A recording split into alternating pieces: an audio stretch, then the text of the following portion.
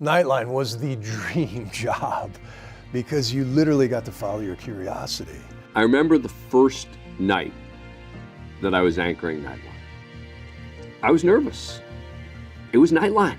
With the responsibility of being the anchor comes the opportunity to help set the direction of the broadcast.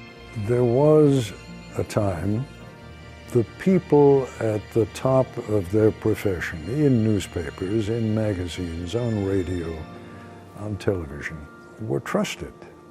Ted Koppel and the ABC News team back then created a fantastic brand. We had half an hour every night to explain complex issues, and we had access to some of the smartest people in the world. Stories that shaped my time at Nightline: Freddie Gray in Baltimore, George Floyd. The stories that made people cry and made me want to cry. When COVID hit and people were really looking for important information, they turned to Nightline. And we saw viewership climb, dramatically. My favorite moments as host of Nightline were almost never when I was in the studio anchoring the show. I love doing that, but it was really just being out in the field. These tiny little moments that almost never make air but live in my mind. My favorite moment at Nightline was the first night we were on the air, and I was in Iraq, and we didn't know if this thing was going to work, if we could make it all come together. And at the end of that show, I thought, here we go.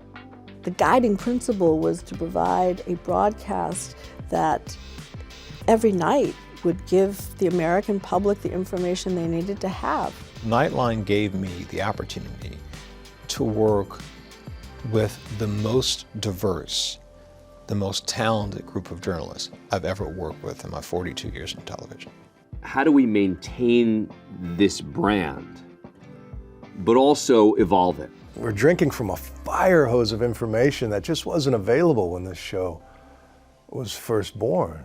45 years, and television has changed, America has changed, the audiences have changed, and Nightline still thrives because they do it right. Television's a team sport, and Nightline has been a team. Nightline has thrived and survived all these years because of a team that's devoted to excellence.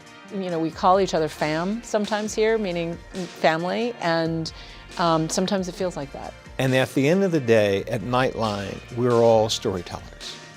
And the evidence would suggest we tell stories well. It's a good job, it's an honorable job, and when it's well done, it is absolutely critical to a democracy.